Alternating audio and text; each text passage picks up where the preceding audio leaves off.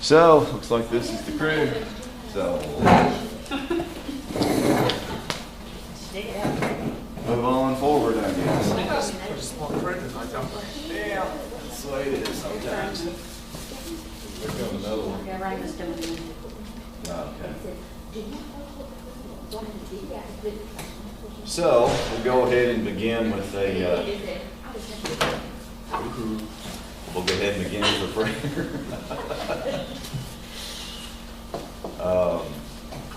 Which we'll start with a little short reading from the Gospel of John. This is from chapter 19. After this, aware that everything was now finished, in order that the scripture might be fulfilled, Jesus said, "I thirst." It was a vessel filled with common wine, so they put a sponge soaked in wine on a sprig of hyssop and put it up to his mouth. When Jesus had taken the wine, he said, "It is finished." And bowing his head, he handed over the Spirit. So, that has certainly something to do with what we're going to talk about tonight, which is Holy Week. But before I launch into that, since some of you experienced the sacrament of reconciliation for the first time Sunday, how was it? How was that for you? Felt pretty good afterwards. Yeah. Felt pretty good, or it's like, oh my gosh, I'm glad that's over. Or, or what? My mom was just glad that she was still alive after I got That I was still alive? No. That's what she said. She said, "Hey, we know Father's still alive when you're done." Just being funny, too. I think I made it all right. Yeah, you do actually leave feeling much better than what you think you go. You're going in to prepare for it. You're nervous, but actually left and you do feel good. It's usually one of those things that fear keeps us from doing it. But if we ever just do it, then we realize, what the heck was I so worried about? You know, that was nothing. What was I so afraid of? You know, it's usually one of those kind of deals. I thought like an electric chair. Going into it, I was like, man, that's going to be bad. Ended up being pretty good. I said, "There's no time doing this." You said electric chair, I thought you got followed to the bush. Good me. Well, good. I'm glad it wasn't unpleasant. Couldn't be. So, Holy Week. Since I have to help out with a reconciliation service next Thursday at St. Peter's, I won't be here, so we flip-flop the topics here a little bit. Well, Holy Week begins with, it's really Passion Sunday, but most people know it as Palm Sunday. So it begins with Palm Sunday.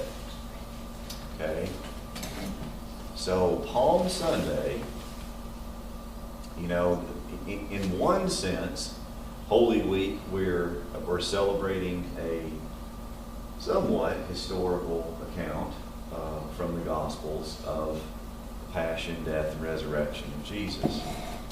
However, on another layer, we're celebrating much more than just a historical accounting.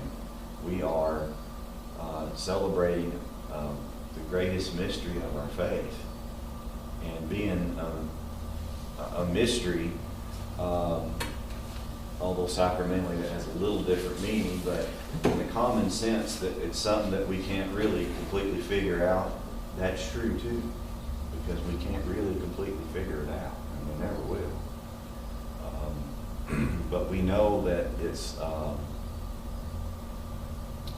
the supreme expression of God's love for us. That's really the mystery. How could how could our God love us that much? It's beyond comprehension, really, to the human mind. And so there's that whole level of what we're entering into as we celebrate Holy Week. So it begins on Palm Sunday, Sunday before Easter. And so what we do is each parish, and it's left to the discretion of the pastor, before what's called the principal Mass, which is ordinarily the most attended, we have a procession of palms. So we'll actually begin outside, unless it's pouring rain. And we'll have a table full of palm leaves. And we will read, since now, if you go way back here to the beginning now, blow some dust off here, when we talked about Scripture and the lectionary. Recall that it's the Sunday readings are laid out in a 3-year cycle. Year A, Year B, Year C. Okay, the year that we're in is Year A right now. Okay, so we will, which tends to focus on the Gospel of Matthew. So we'll hear Matthew's account of Jesus' entrance into Jerusalem. And we'll hear that gospel passage where he's, riding on a donkey, and the people are hailing him, as some great person, and they're laying their cloaks in the road in leafy branches, which we kind of tradition presumes to be palms, in the road in front of him. Okay? That was something commonly done for a triumphant king as he returned from being victorious in battle. That's the kind of thing they did. And palms also are a symbol of victory. Okay, we also read about that in Revelation. Some of the great multitude in heaven have these palm branches, sign of victory.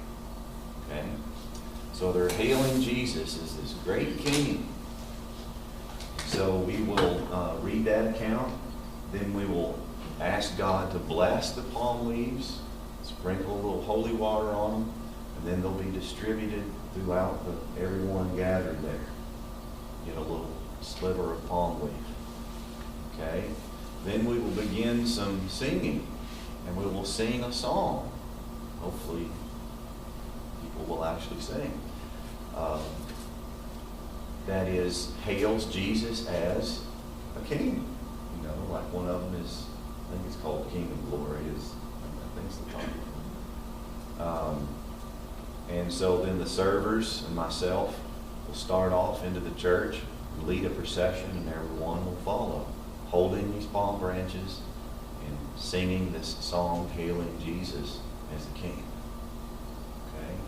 So it's very much kind of puts you somewhat into the scene of the gospel reading that we heard. Okay? Now the other masses that are here, the principal mass is the 10 o'clock. Okay, so the other masses, we won't do a procession, but you do a simplified entrance. We'll just be in the back of church. We'll still do the gospel, still bless the palm branches and distribute them out. But then I'll just put the table aside and come on up the aisle and do a simplified entrance. All this stuff will be in the breaking bread. You'll see there's 3 forms that you can use. Okay?